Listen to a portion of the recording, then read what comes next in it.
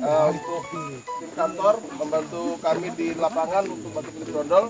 Jadi untuk pengacakan ya, kita nanti bagi satu pasar 4 orang.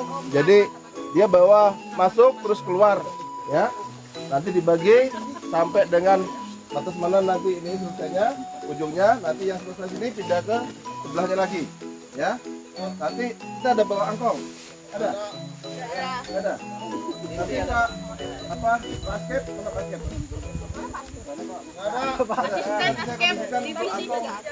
Angkong nanti saya kondisikan satu angkong untuk satu kursi yang jaga. Oke, Bapak Ibu semuanya ya. Jadi yang pertama jaga kesehatan, keselamatan ya. Ketika ada duri, hati-hati sudah bawa sarung tangan semua ya.